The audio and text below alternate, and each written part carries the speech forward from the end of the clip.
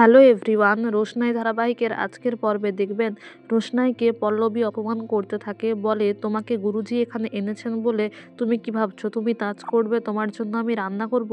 এদিকে রুদ্রপ্রতাপ বলে, স্টুডেন্টরা আছে, আমি প্র্যাকটিস করাচ্ছি, আমি বলেছি না তুমি বেশি কথা বলবে না, এখানে ওদের সামনে কেন এরকম বলছো? পল্লবী বলে, আমি ওর জন্য রান্না করতে পারবো না, ও যেন নিজের রান্না নিজে করে নেয়।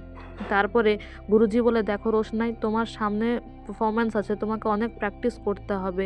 আর এদিকে পল্লবী বলে, তুমি এক্ষুনি আমার সঙ্গে রান্নাঘরে যাবে, এই বলে চলে যায়। এদিকে গরিমাকে জুস খাইয়ে দেওয়ার পরে আরণ্যক বলে, তোমাকে নিজের ওপর ভরসা রাখতে হবে, সাহস জোগাতে হবে, তুমি হাঁটতে পারবে, একটু আমার ওপর বিশ্বাস রাখো, একটু আমার ওপর ভর দাও।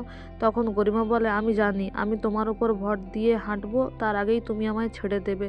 আর তাছাড়া এখন তোমরা আমার টেক কেয়ার করছো, কিন্তু তোমরা যখন জানতে পারবে আমি নাচতে পারবো না, তোমরা আমায় ছুঁড়ে ফেলে দেবে, আরণ্যক সবচেয়ে আগে ছুঁড়ে দেবে আমায়। তারপরে আপনারা দেখতে পাবেন গুরুজিকে রোশনাই বলে, গুরুজি আমি দেখেছি আপনি কোন কোন স্টেপগুলো করেছেন বা কোন কোন মুদ্রাগুলো করেছেন, আমি সেগুলো পরে প্র্যাকটিস করে নেব, এখন আমি যাই রান্নাঘরে। তারপরে গুরুজি বাকি স্টুডেন্টদের নাচ শেখাতে থাকে। আর এদিকে কোনো এক প্রফেশনালসকে নিয়ে আসা হয় ফুলসজ্জার খাট সাজাবার জন্য। সেখানে মিনি এসে বলে, বাবা কোথায় গেল গরিমা রানী ফড়ফড়ানি, যার কিনা বিয়েই হয়নি, তার আবার ফুলসজ্জা?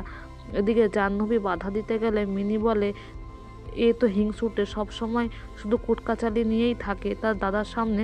এই বলে জাহ্নবীকে অপমান করতে থাকে। তাই জাহ্নবী রেগে গিয়ে মিনিকে মারতে চায়, যদিও তারা কোনোভাবে মিনিকে ছাড়ায়। আর মিষ্টু তাকে বকাবকি করে সেখান থেকে নিয়ে চলে যায়। জাহ্নবী বলে, বাদশা কত বোন বোন করে না, বাদশা যখন জানতে পারবে যে গরিমার নামে মিনি এরকম কথা বলছে, ওকে নিশ্চয়ই এই বাড়িতে আর রাখবে না। আর তোমাকে বলেছি না, ওকে ইমিডিয়েট যত তাড়াতাড়ি পারো কোনো একটা হোমে পাঠিয়ে দাও। তারপরে সুরঙ্গমা তার হাজব্যান্ড এসে বলে, আপনারা আজকে এই আয়োজনটা কেন করলেন? বাদশার বাবা বলে, খুব তাড়াতাড়ি ওদের ম্যারেজটা কোর্টে রেজিস্টার করিয়ে দেবো, তাহলেই তো বিয়ে সম্পন্ন হয়ে গেল। আর তনুশ্রী বলে, হ্যাঁ আজকালকার ছেলেমেয়েরা সেই তো ওরা একসঙ্গেই থাকবে, তাহলে আজ থেকে নয় কেন? এদিকে পল্লবী এসে বলে, দেখো আমি বাইরে বেরোচ্ছি, একটু শপিংয়ে যাব, কিন্তু তোমার গুরুজিকে বলবে যে আমি একটা কাজে বেরোচ্ছি, আর তুমি রুটি পরোটা তরকারি যা যা বললাম সেগুলো সব করে নাও।